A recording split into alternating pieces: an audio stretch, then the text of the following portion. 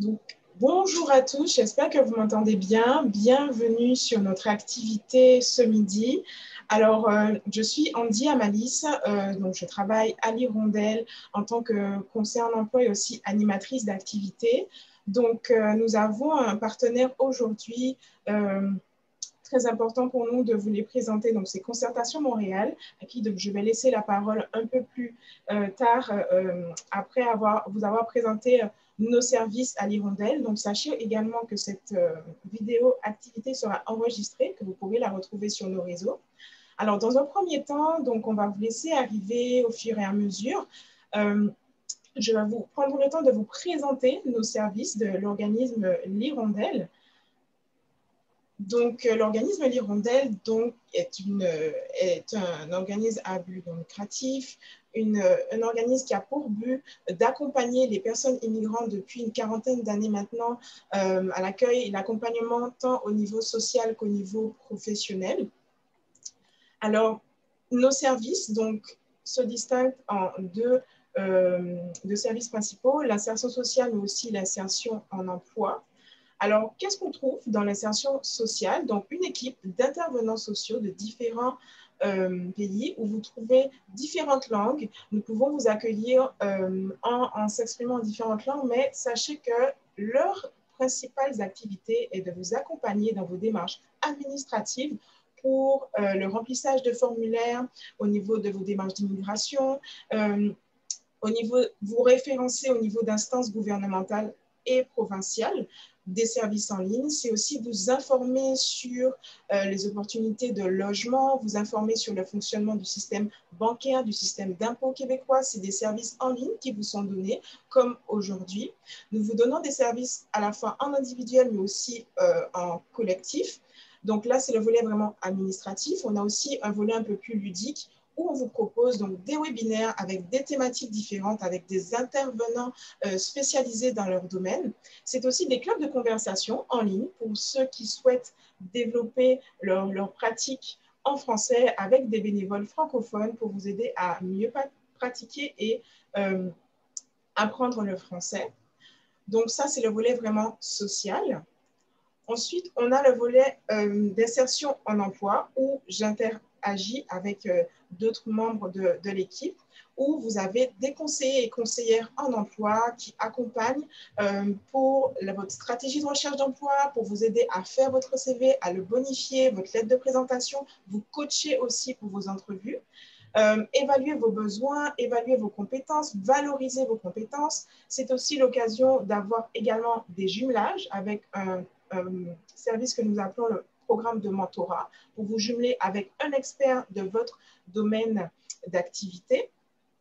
Et le service en emploi, c'est aussi Capital Humain Montréal. Capital Humain Montréal, où j'interviens également, qui est véritablement le pont entre les futurs employés et les entreprises, qui vous permet d'être en contact direct avec les entreprises, d'assister à des séances d'information pour connaître les stratégies de recrutement et les besoins d'insertion en emploi dans leur structure. Donc, l'insertion en emploi, c'est aussi des activités dédiées aux femmes immigrantes qu'on appelle Réseau professionnel des femmes immigrantes de Montréal. C'est aussi des outils de matching entre les candidats et les entreprises, donc les activités de job dating, speed jobbing.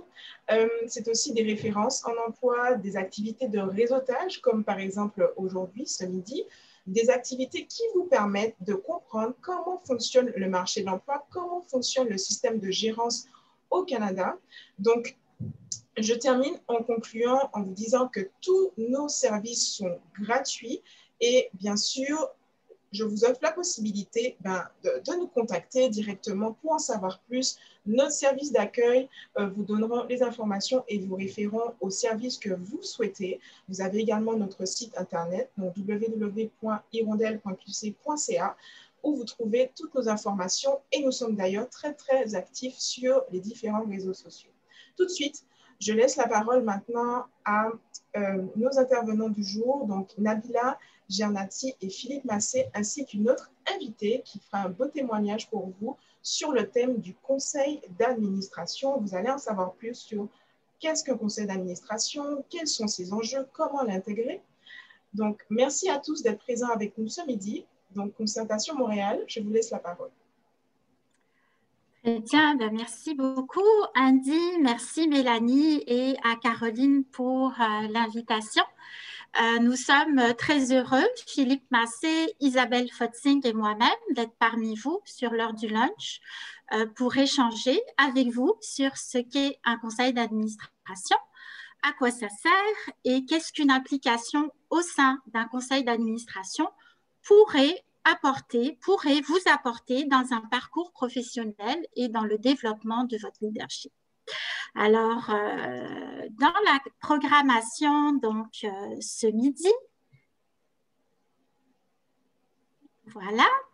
Alors, nous allons aborder le premier point qui est qu'est-ce qu'un CA, quel est son rôle, quelles sont ses responsabilités. Nous allons voir dans un deuxième temps quels sont les devoirs et les obligations des administrateurs et des administratrices. Nous allons ensuite bénéficier du témoignage d'Isabelle Fotzing. Isabelle, c'est une personne exceptionnelle et une collaboratrice de premier plan de Concertation Montréal qui vous partagera sa riche expérience d'implication dans les conseils d'administration. Elle vous parlera de son expérience en tant que femme et en tant que femme issue de la diversité. Elle vous dira également pourquoi elle s'est impliquée et s'implique toujours et qu'est-ce que ça lui a apporté au niveau professionnel et personnel. Ensuite, nous allons aborder le point de pourquoi siéger dans un conseil d'administration et quels sont les avantages qu'on peut en tirer. Quelles sont les qualités et les compétences qui sont recherchées par les conseils d'administration. Nous allons voir également ce que recherchent en général les personnes aussi qui souhaitent siéger dans un conseil d'administration. Et enfin, nous allons terminer par les informations à connaître, que ce soit sur soi-même ou sur l'organisation, avant de s'engager sur un conseil d'administration.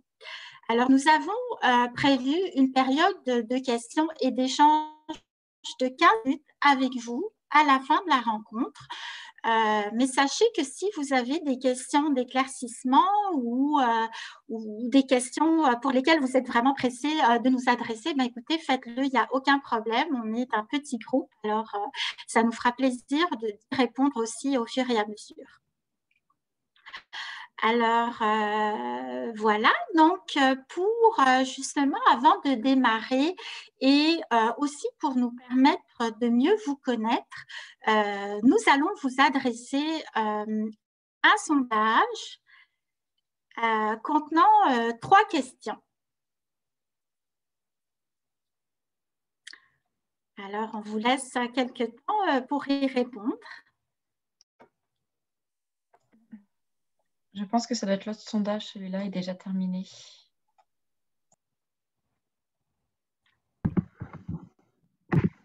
Non, je pense que c'était les réponses commençaient à rentrer. On va le repartir. Désolé pour les gens qui avaient inscrit des réponses, il va falloir les inscrire à nouveau.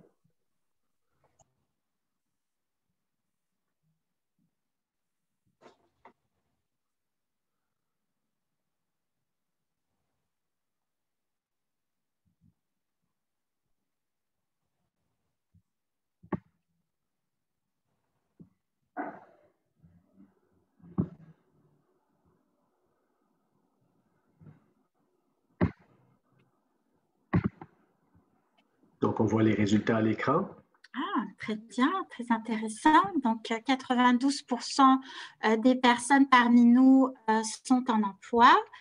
8% aucune de ces 3 situations. Parfait. Est-ce que vous avez déjà fait du bénévolat au Québec? Oui, 92%.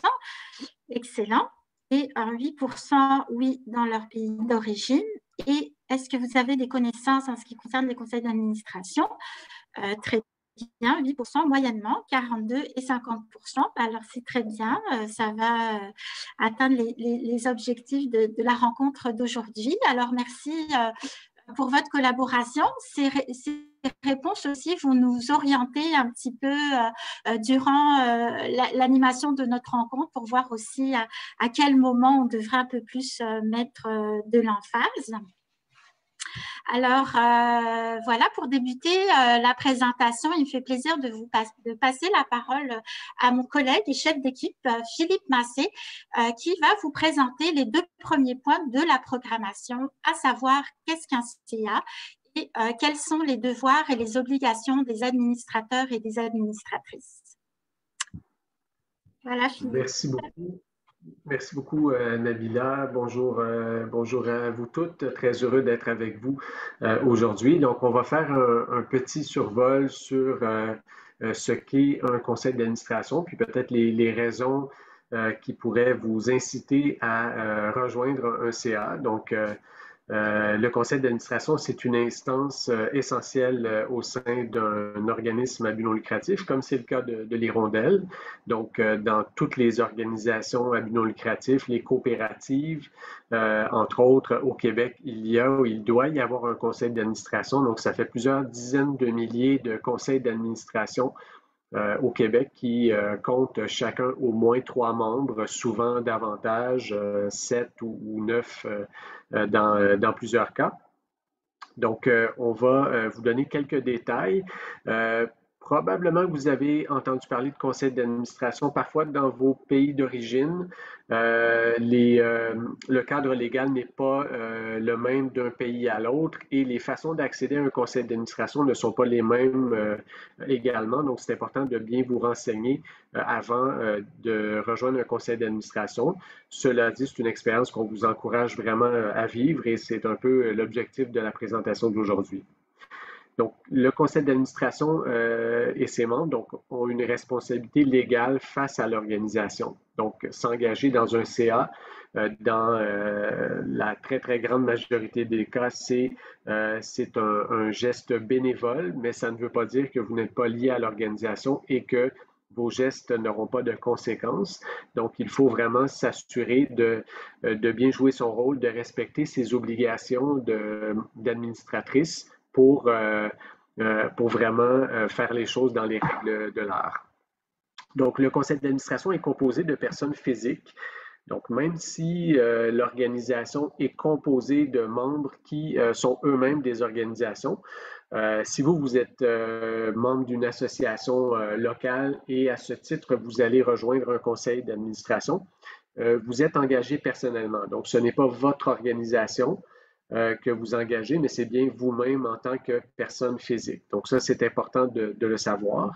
Et lorsque vous avez des décisions à prendre, même si, par exemple, vous êtes membre de l'Hirondelle et c'est l'Hirondelle qui vous invite à rejoindre un conseil d'administration, lorsque vous allez prendre la parole dans ce conseil d'administration-là, vous allez le faire en votre nom personnel. Ça ne va pas engager l'Hirondelle et vous n'avez pas à agir dans l'intérêt de l'Hirondelle, mais bien de l'organisation où vous êtes administratrice.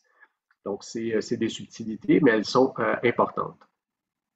Généralement, les membres d'un conseil d'administration, donc les administratrices et les administrateurs, sont choisis par les membres. Donc, en assemblée générale, on va procéder à des élections. Il y a des cas particuliers, notamment lorsqu'une organisation est soutenue par le gouvernement du Québec ou par la Ville de Montréal, il peut y avoir certains membres du conseil d'administration qui sont nommés par certaines autorités. Il peut également y avoir des postes qui sont confiés à des fondateurs, fondatrices de l'organisation, mais de façon générale, vous allez voir à chaque année une assemblée générale pendant laquelle on va procéder au vote des membres de conseil d'administration. Donc, en général, ce sont des mandats de 2 années. Le conseil d'administration est co-responsable de la santé et de la viabilité de l'organisme. Donc, évidemment, s'il y a des employés, ce sont les employés, c'est la direction qui va veiller à ça au quotidien, mais le conseil d'administration est là pour l'accompagner, lui donner des outils et l'appuyer pour que la direction ou le personnel puisse trouver des ressources pour fonctionner, autant au plan financier qu'humain. Donc, on contribue au succès et à la stratégie d'un organisme. Ça, c'est vraiment important. Le conseil d'administration doit accompagner l'équipe pour qu'elle puisse faire face aux défis qu'elle peut rencontrer. Puis, vous pouvez imaginer dans le courant de la dernière année, pour toutes les organisations à but non lucratif au Québec, mais également les organisations publiques, parapubliques, il y a eu un lot de défis et les conseils d'administration ont eu à jouer un rôle très important pour trouver des solutions face à la pandémie.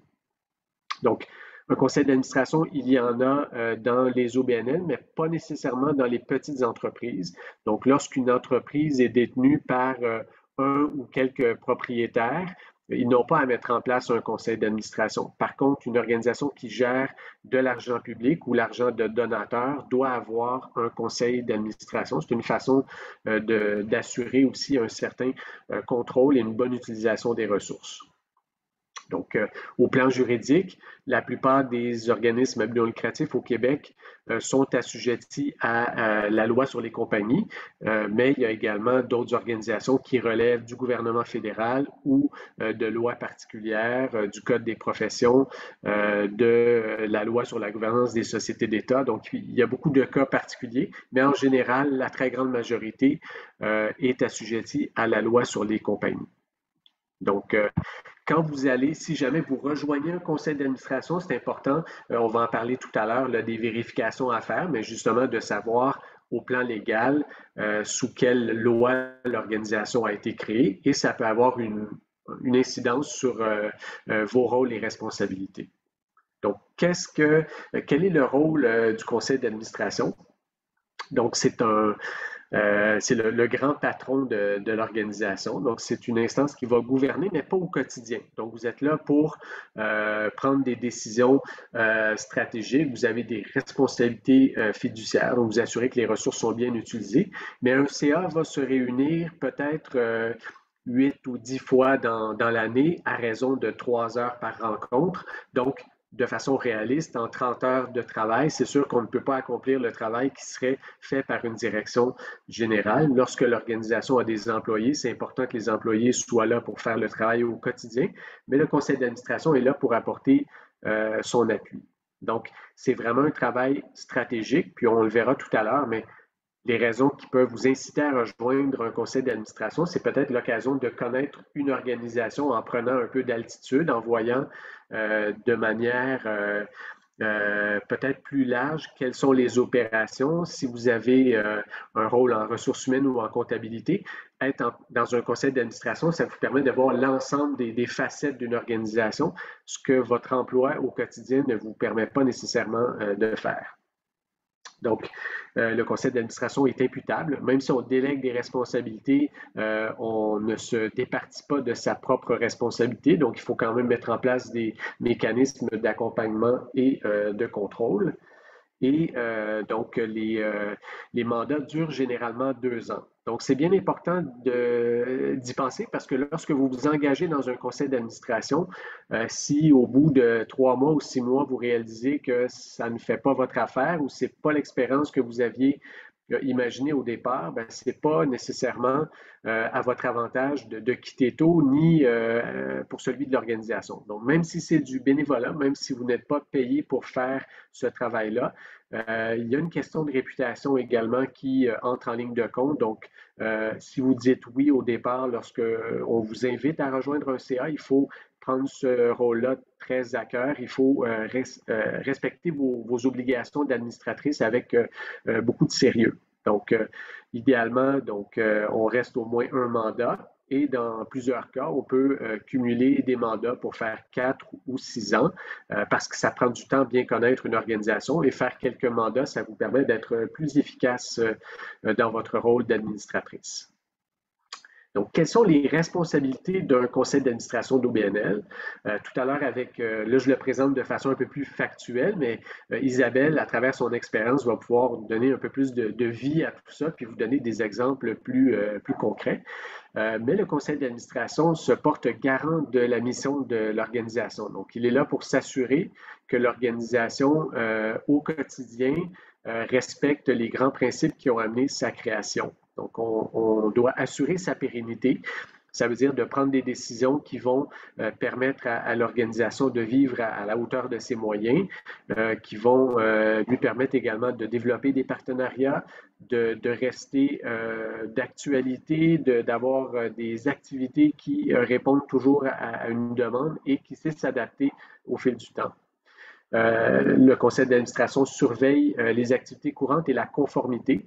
Si vous avez une organisation qui a pour mission, par exemple, de travailler à rendre plus accessible le microcrédit, bien, il faut vous assurer que les activités que vous faites collent avec votre mission de microcrédit. Si vous commencez à organiser des activités en loisirs ou en sécurité alimentaire, vous offrez des plateaux repas, alors que vous êtes un organisme de microcrédit, il y a quelque chose qui ne marche pas. Donc, peut-être que c'est un besoin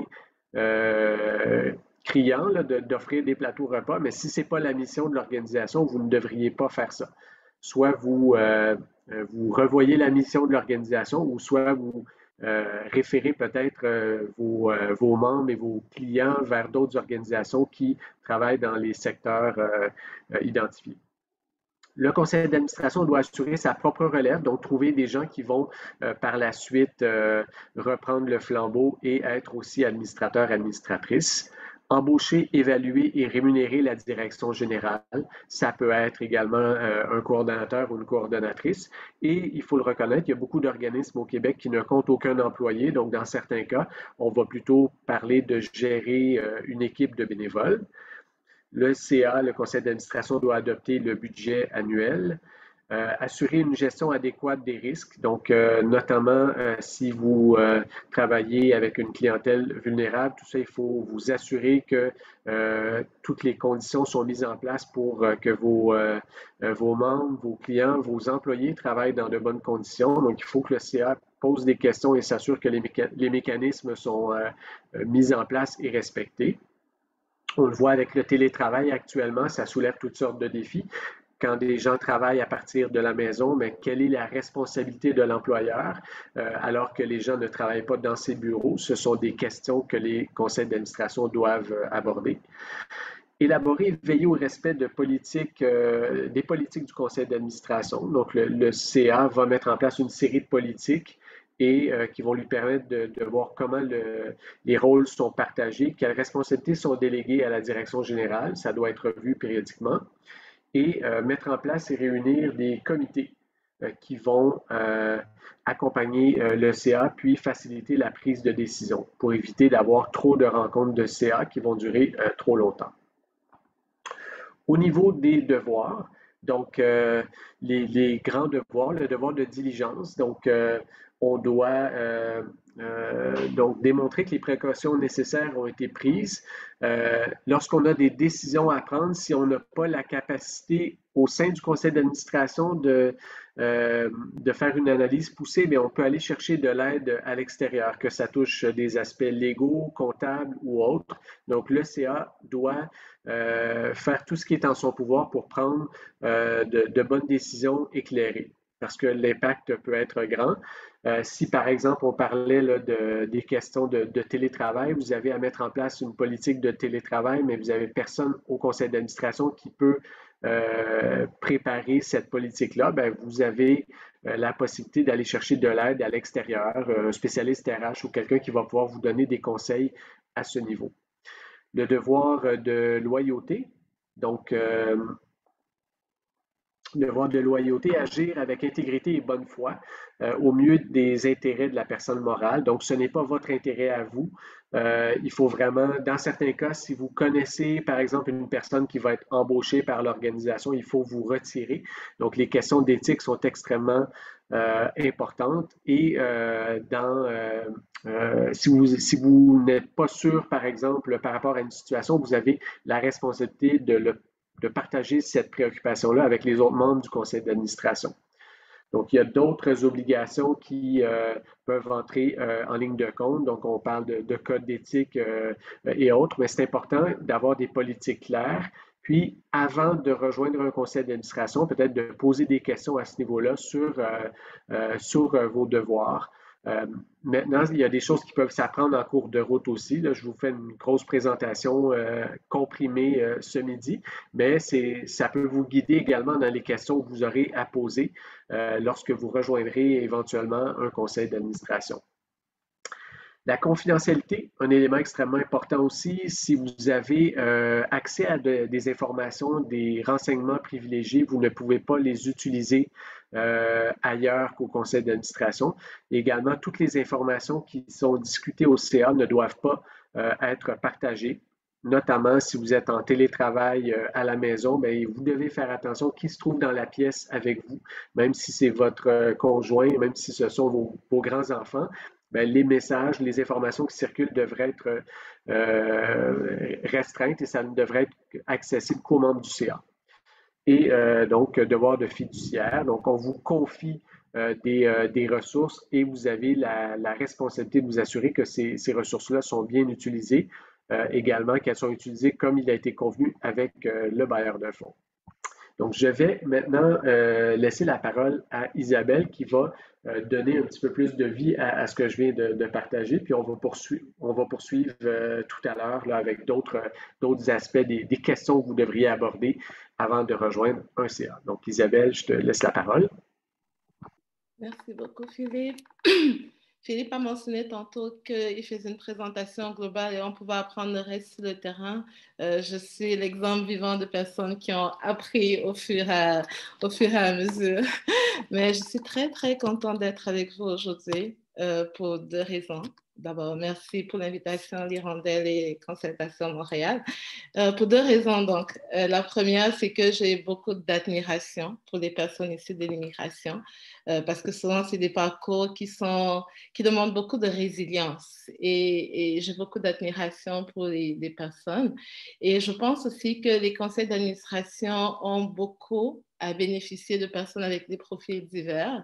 Et je suis très, très contente que vous ayez manifesté l'intérêt déjà pour des conseils d'administration en étant là aujourd'hui. Puis l'autre raison pour laquelle je suis contente d'être là, c'est que ça tombait vraiment bien. Moi, cette année, c'est l'année où je fais autant d'années au Québec, au Canada, qu'au Cameroun, le pays dans lequel je suis née. Et donc, j'ai traversé la crise d'identité, comme je suis qui, est-ce que je suis Québec, est-ce que je suis Cameroun? Et cette année, finalement, c'est l'année où j'accepte que je suis les deux.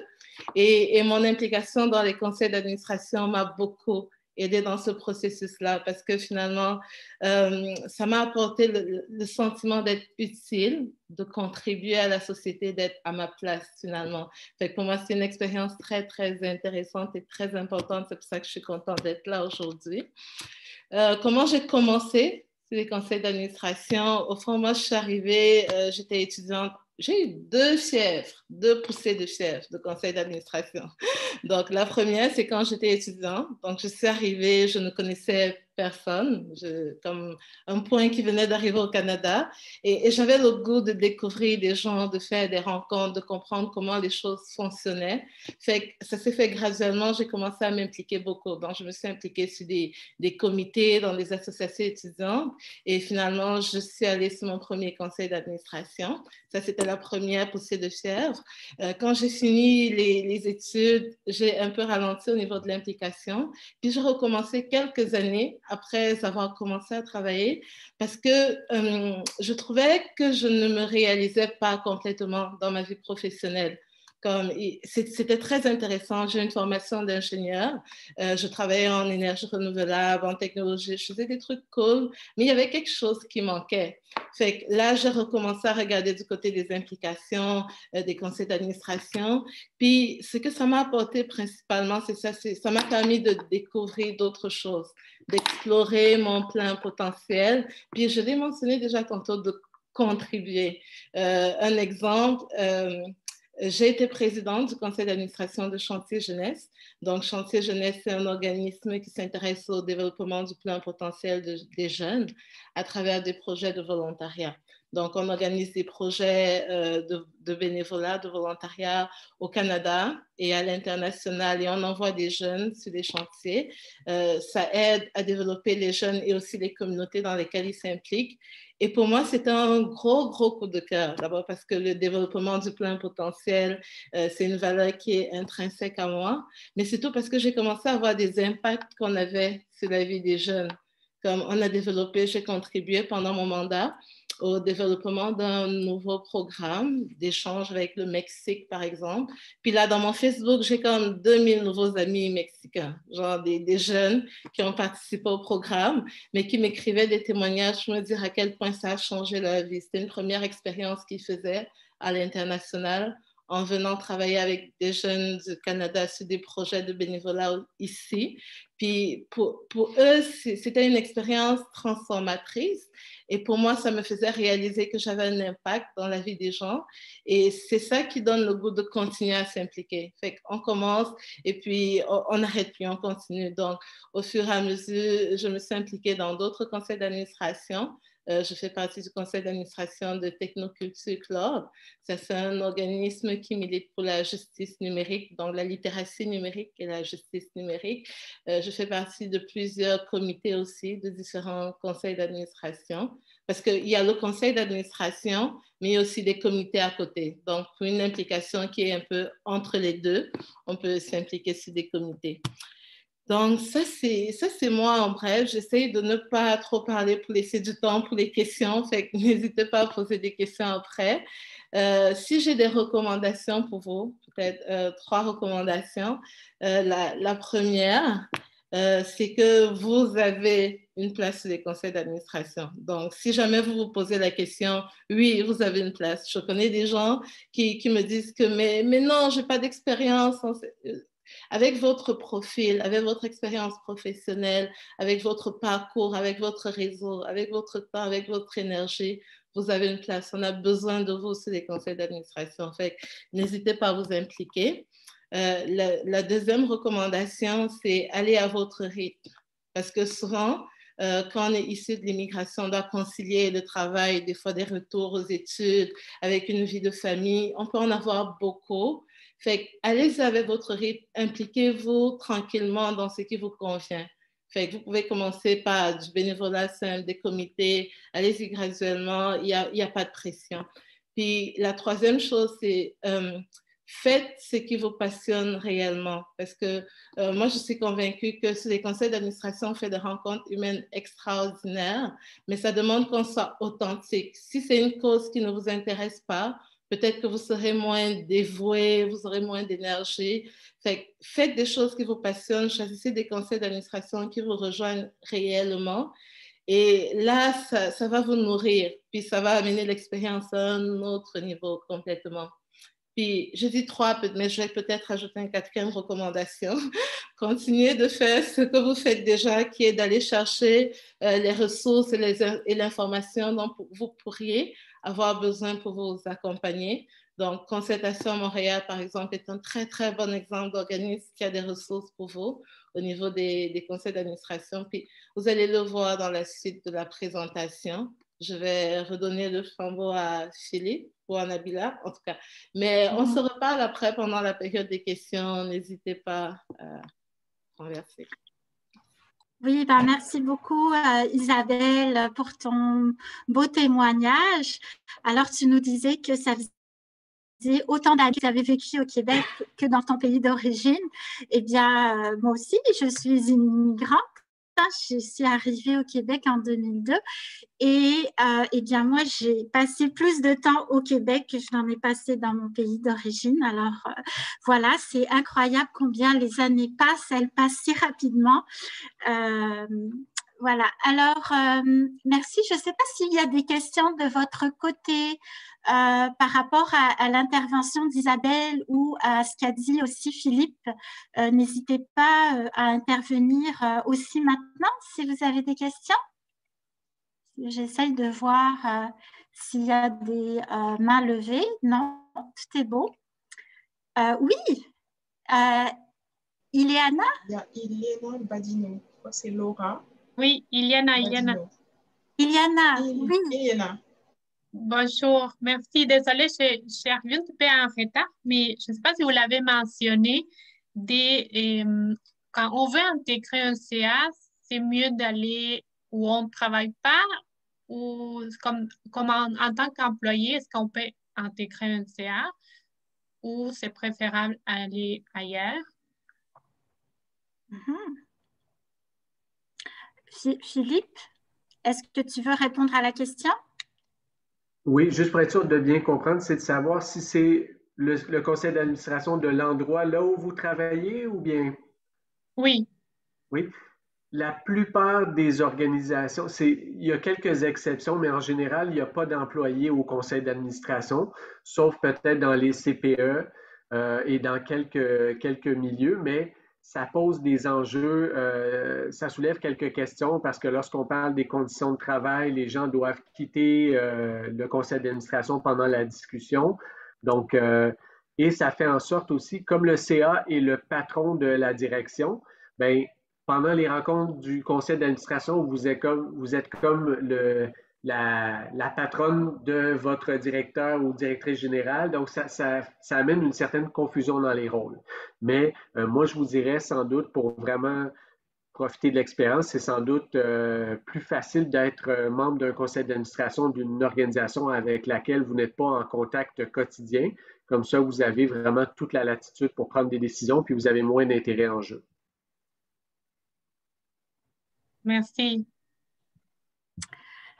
Très bien. Alors, justement, pour passer aux avantages d'intégrer un conseil d'administration, eh bien, il y en a plusieurs. Et en tant que personne immigrante, on en parle aussi parce qu'il s'agit aussi de la clientèle que rejoint l'organisme d'Hirondelle.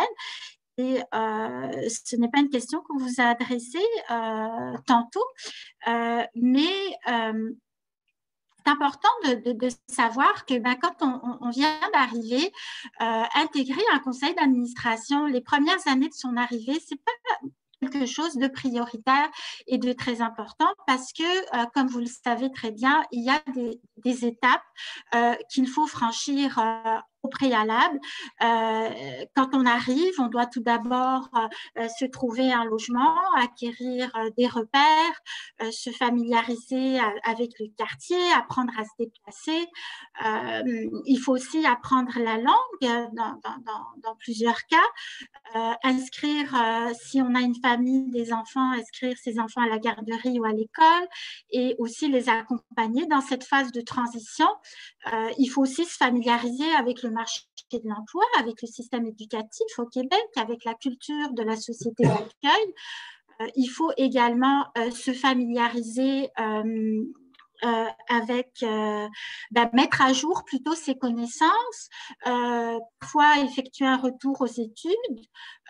Pour beaucoup aussi, c'est l'occasion de faire une réorientation professionnelle. Et enfin, se trouver bien sûr un emploi à la hauteur de ses aspirations et de ses qualifications. Souvent, malheureusement, il y a aussi l'urgence de trouver un emploi le plus rapidement possible, un emploi qui va nous permettre justement de subsister et de nous combler les besoins de base. Donc, c'est sûr que ce n'est pas une chose prioritaire quand on arrive, mais c'est bien justement de savoir très tôt que c'est quelque chose qui existe et que c'est possible également de le planifier dans son parcours professionnel parce que les années passent aussi également très très vite et donc c'est bien de l'avoir dans son plan de carrière. Alors, parmi les avantages que ça peut procurer justement de siéger dans un conseil d'administration, eh bien, c'est d'élargir et d'enrichir son réseau professionnel. On sait combien c'est important d'avoir un réseau professionnel, combien c'est important d'avoir des références qu'on peut justement mentionner quand on est à la recherche d'un emploi. Donc, c'est vraiment une opportunité en or pour nous permettre justement de rencontrer rencontrer des personnes très impliquées, des personnes très talentueuses et donc d'enrichir votre réseau. Ensuite, ce que ça permet également, eh bien, c'est de développer votre crédibilité, votre rayonnement, parce qu'effectivement, c'est l'occasion de vous faire connaître au sein du conseil d'administration, au sein des personnes que vous allez côtoyer, de vos connaissances, de votre savoir-faire, mais également de votre savoir-être, de votre personnalité. Et de pouvoir aussi, étant donné que vous allez élargir votre réseau de contacts, vous allez pouvoir aussi rayonner à plus grande échelle. Alors aussi, ça va vous permettre, bien sûr, d'acquérir de l'expérience. Isabelle en a parlé, elle en a beaucoup appris en étant administratrice elle-même. Il y avait certains éléments qu'elle connaissait, mais elle a beaucoup appris sur le terrain. Et ça aussi, ça va vous permettre de vous développer, que ce soit en tant qu'administratrice, mais également dans votre emploi, parce que vous allez aussi développer des compétences que vous allez pouvoir mettre en exergue dans votre emploi actuel. Et développer bien sûr votre leadership également, parce que vous allez pouvoir mieux vous connaître, mieux savoir les champs pour lesquels eh bien, vous excellez, pour lesquels vous avez une aisance. Vous allez pouvoir renforcer cet aspect-là, et puis vous allez aussi pouvoir le mettre davantage en valeur. Ensuite, un des avantages également, eh bien, c'est de s'investir socialement, de redonner à la société une façon aussi de donner un sens à ce qu'on fait. Il y a eu énormément d'études qui ont démontré combien c'était important pour les personnes de savoir qu'elles ont un sens dans ce qu'elles font, que ce soit au niveau professionnel ou au niveau personnel. C'est ce qui nous donne du plaisir dans notre travail, c'est ce qui nous permet justement d'être heureux et de nous développer encore davantage et s'investir justement au sein d'une organisation pour une cause qui nous est chère surtout, eh bien, ça a un impact extrêmement important, parce que également ça peut inspirer d'autres personnes, à commencer par les membres de votre famille. Hein. Si vous avez des enfants qui voient que vous êtes très impliqués au niveau professionnel, mais que vous vous impliquez aussi bénévolement, ben, eux, ça va être un exemple aussi pour eux. Vous allez les inspirer, et fort probablement aussi vont faire pareil. Mais ça va aussi inspirer d'autres personnes à prendre le pas sur vous, des personnes, pourquoi pas nouvellement arrivées ou pas, des personnes que vous allez rencontrer, des personnes de votre réseau également, eh bien, elles vont vouloir en savoir plus sur votre implication, puis vous allez leur donner le goût aussi à ça. Alors, ça aussi, c'est un impact important. Alors, comme vous l'avez vu, il y a vraiment, et il y en a probablement d'autres encore, des avantages d'intégrer un CA. Là, c'est juste un aperçu, mais ça vraiment vous permettre de grandir et d'enrichir votre expérience, mais pas seulement, d'enrichir également votre personne. Alors oui, le temps file, il est déjà 44 et on aimerait aussi consacrer une petite période pour échanger avec vous. Alors, quelles sont les compétences et les qualités recherchées par les conseils d'administration?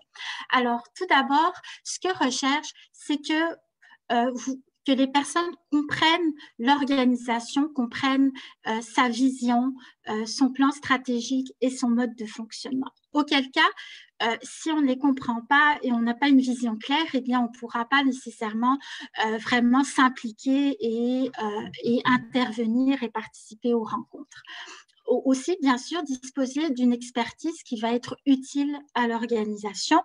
Souvent, les organisations font un travail au préalable pour savoir quels sont les profils qu'elles ont besoin, quels sont déjà les profils qui sont disponibles au sein du CA et quelles sont celles qu'il faut justement aller chercher. Ça c'est vraiment, moi j'aurais peut-être dû le mettre en premier, mais il faut absolument être interpellé par la mission de l'organisation. Et puis, vous savez, c'est comme quand on cherche un emploi et puis qu'on applique pour un emploi, on ne va pas appliquer à tous les emplois, on va aussi regarder l'organisation ou l'entreprise, on va regarder ce qu'elle fait et on va voir si vraiment ce qu'elle fait nous intéresse, si vraiment on se sent interpellé par ce qu'elle fait, et plus ça va l'être et mieux ça va être. Effectivement, on aura de grandes chances de se sentir bien dans l'emploi qu'on occupe ou bien dans l'organisation dans laquelle on siège. Aussi, un autre élément extrêmement important, c'est d'être bien préparé et de participer activement aux rencontres, effectivement. Parce que là aussi, comme on l'a dit, si vous voulez rayonner et avoir une crédibilité, ça passe aussi par votre participation aux rencontres. Et le plus vous allez vous préparer, avoir lu les procès-verbaux, être bien au courant des suivis de l'organisation, vous allez pouvoir faire vraiment votre place et jouer votre rôle au sein du conseil d'administration. Bien sûr aussi comprendre son rôle et ses responsabilités, ça c'est très très important. Et souvent les organisations aussi, les conseils d'administration organisent sur une base régulière des formations parce qu'il y a aussi des personnes qui partent et d'autres qui intègrent les conseils d'administration. Donc, souvent, faire aussi un rappel sur les rôles et les responsabilités du conseil d'administration, c'est toujours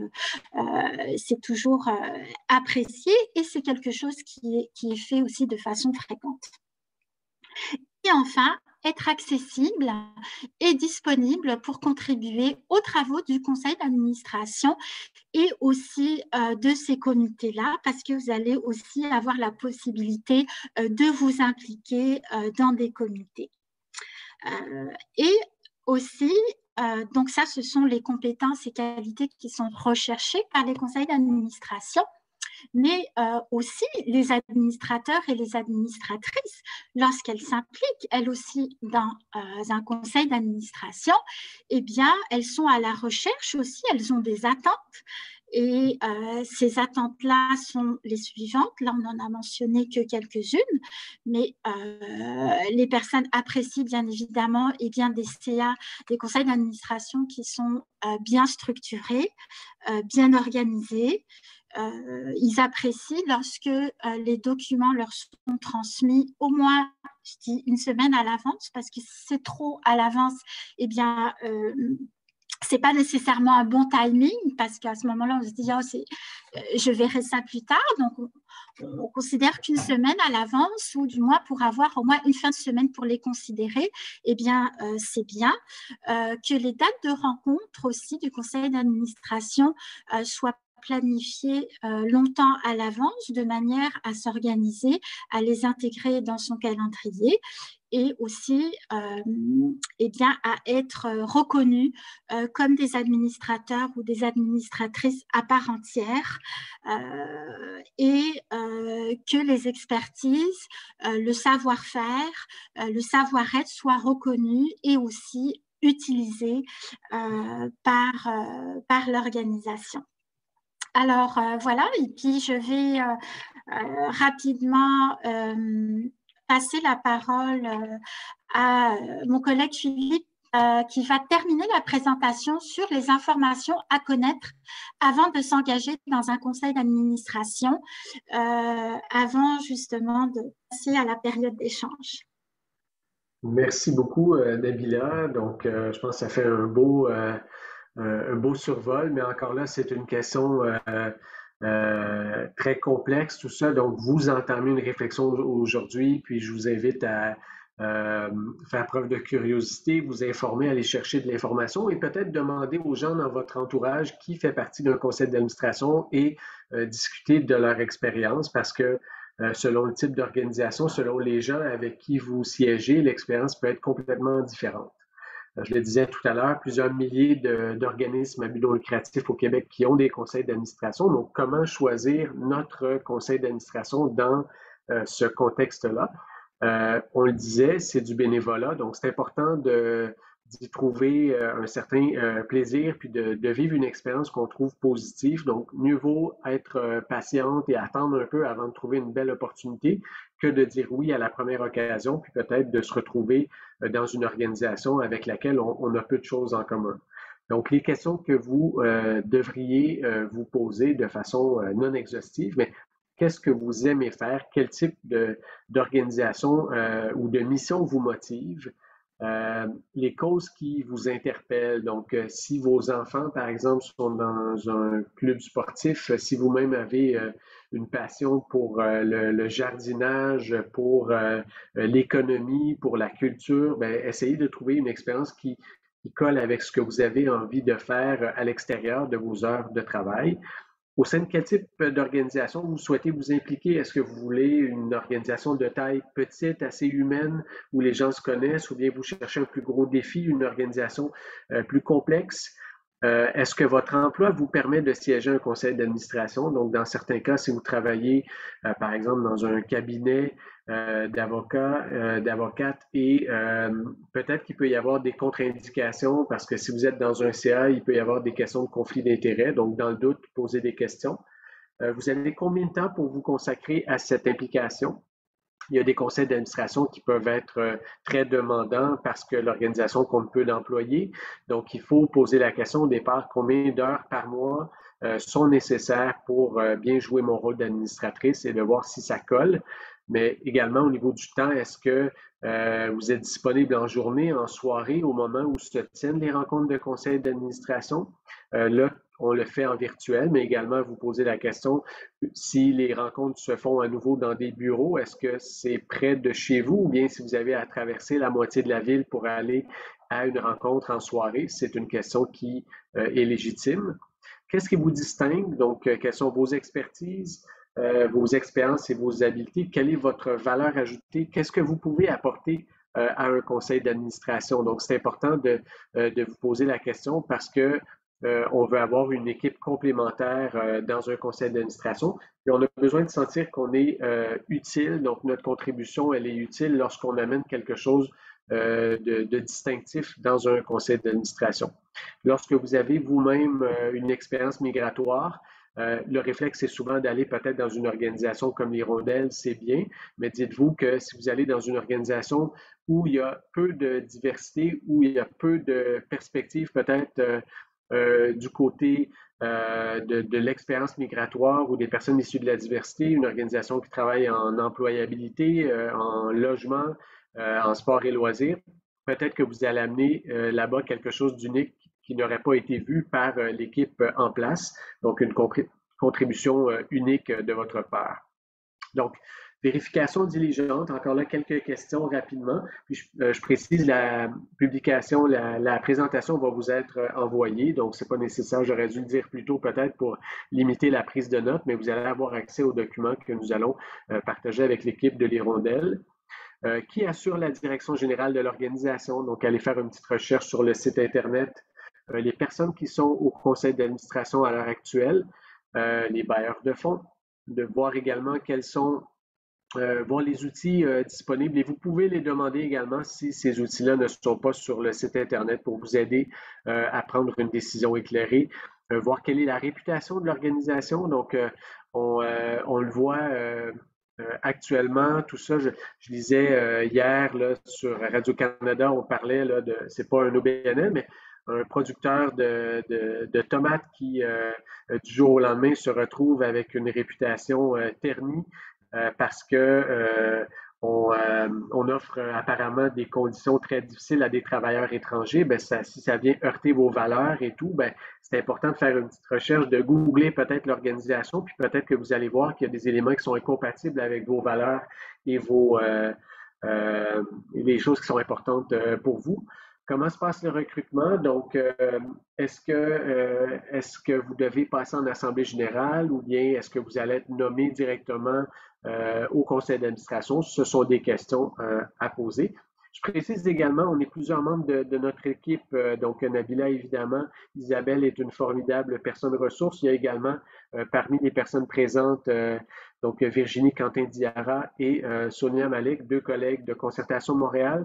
Si vous voulez nous ajouter sur LinkedIn, si vous voulez suivre nos activités, on a une banque de candidatures qui peut vous permettre de rejoindre un conseil d'administration qui vous offre toutes sortes d'opportunités, mais n'hésitez pas à poursuivre la discussion avec nous plus tard. Ça va nous faire plaisir là, de vous donner des pistes un peu plus concrètes parce qu'il faut dire qu'on a eu vraiment une présentation express ce midi. Donc, pour les 5 dernières minutes, je vous propose là, de prendre quelques questions et éventuellement, si vous voulez poursuivre la discussion, vous pouvez nous envoyer un petit courriel, puis ça va être un plaisir de vous donner plus d'informations.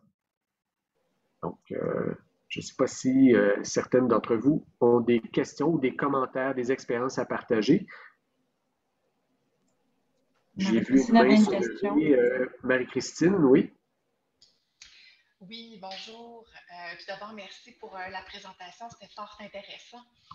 Et j'aimerais en fait connaître quels sont les types d'expertise qui sont recherchés par les CA habituellement. Je vais y aller. Puis si Nabila et Isabelle, vous voulez poursuivre. De façon très, très stéréotypée, on pense toujours à une personne avec un profil juridique, avec une personne en comptabilité, mais de plus en plus, des profils en ressources humaines, en communication, en marketing, des gens qui ont une expérience entrepreneuriale également. Puis au-delà du domaine d'études, il y a aussi la connaissance d'un réseau, donc des gens qui vont être justement bien en contact avec des populations nouvellement arrivées au Canada, des gens sensibles aux réalités vécues par les personnes handicapées, par les membres des Premières Nations, les personnes âgées, par exemple. Donc, c'est une combinaison de facteurs, mais c'est pas parce que vous avez un profil atypique que vous ne devriez pas tenter votre chance. Je pense que les conseils d'administration sont en train de s'ouvrir et ils vont chercher plus de compétences que ce qu'ils faisaient dans le passé. Donc, ça vaut la peine là, de leur proposer votre expérience. C'est pas Nabila et oui, absolument. Isabelle. Et puis avoir, parce qu'on n'a pas toujours effectivement un profil bien déterminé avec une spécialisation, comme ça a été mentionné par Philippe. Parfois, on est généraliste et puis ça ne veut pas dire qu'on n'a pas vraiment des choses qu'on peut apporter dans un conseil d'administration. Alors, c'est aussi à vous de mettre ça en valeur et de démontrer en quoi justement votre profil atypique, votre vision d'ensemble pourrait être un atout pour l'organisation. Ça peut être aussi la connaissance, par exemple, d'un secteur d'activité ou alors du milieu des OBNL, des organismes communautaires. Ça aussi, c'est quand même recherché assez souvent. Et peut-être juste un petit critère qui n'est pas souvent écrit. L'envie de s'impliquer, c'est quelque chose qui compte pour beaucoup. Comme certains conseils d'administration, on n'a pas nécessairement besoin d'une expertise spécifique, mais d'avoir des gens qui sont intéressés par la cause, qui veulent la porter et qui ont envie de s'impliquer, ça compte beaucoup. Oui, absolument. Est-ce que, Maxime, ça répond bien? Oui, très bien. Je vous remercie. Merci. Mariama. Merci, Mariama. Oui. Oui, allô, Mariama? bonjour tout le monde.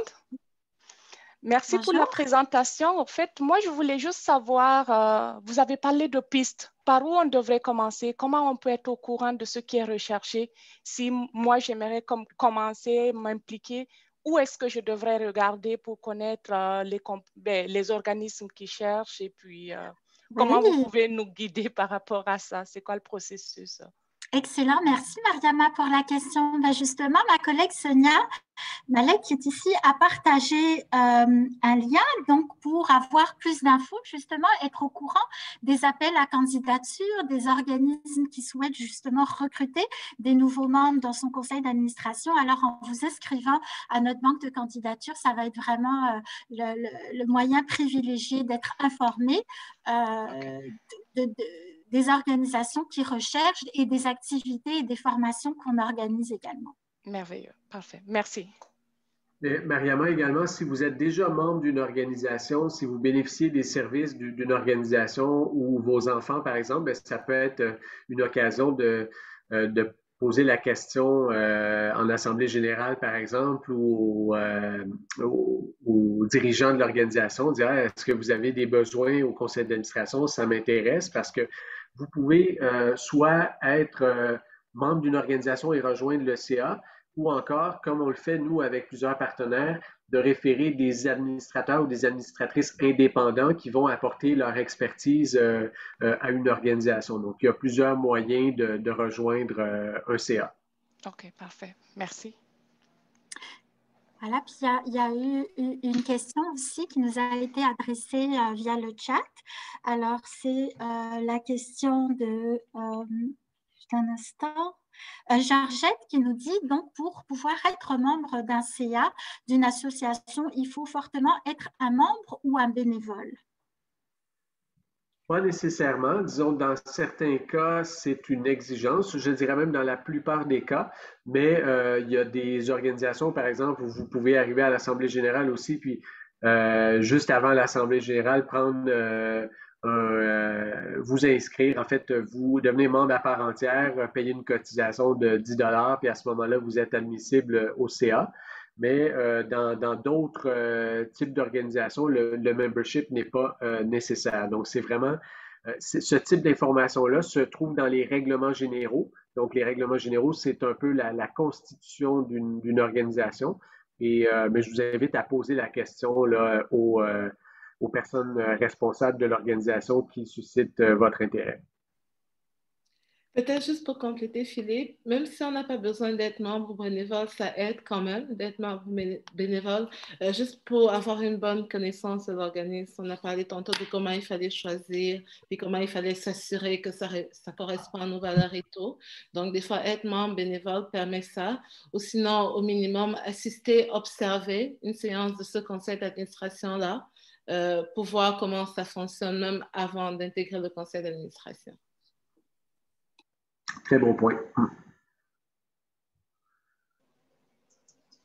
Je crois qu'il n'y a plus de questions, si je ne me trompe pas. Ah non, j'en ai une de Ileana. Ah, merci. Mais je vais comme savoir, comme il y a des rencontres, alors on participe en donnant notre opinion sur un sujet, mais il y a aussi peut-être des travaux qu'il faut faire. Comme, ce que je veux dire, c'est est-ce qu'on s'engage à participer dans une réunion ou il y a un travail ailleurs de ces réunions-là qu'il faut faire? Le conseil d'administration, son rôle est d'abord stratégique, mais plus l'organisation est petite, moins elle a d'employés, plus les administrateurs et les administratrices peuvent être invités à participer à toutes sortes de travaux en parallèle du conseil d'administration.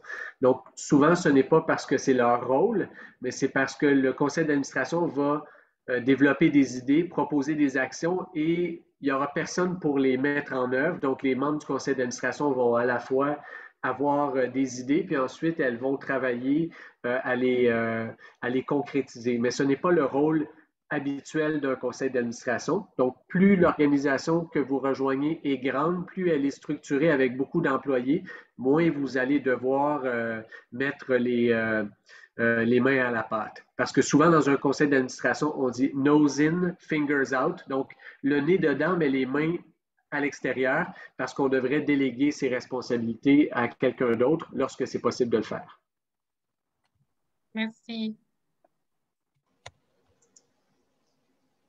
Donc, je crois qu'on arrive à la fin de notre présentation. On a dépassé quelques minutes. Nous vous remercions tous et toutes d'avoir participé à cette activité. Donc, on a retenu tous les éléments principaux qu'il faut connaître pour intégrer un conseil d'administration. Donc, on vous remercie. L'Hirondelle vous remercie, Concertation Montréal vous remercie, Nabila Gernati, Philippe Massé, ainsi que ce beau témoignage d'Isabelle Fausting. Sachez que pour les participants, vous recevrez un sondage ainsi que les liens qui vous ont été partagés dans le chat. Donc, on vous invite à veiller à vos courriels. Donc, merci vraiment à tous. On vous souhaite une belle journée. Et puis, rassurez-vous, vous aurez aussi l'opportunité de regarder de nouveau cette vidéo pour récupérer certaines informations que vous aurez manquées. Donc, merci à tous et une belle journée. Merci, au revoir. Merci, au revoir. Merci tout le monde. Merci.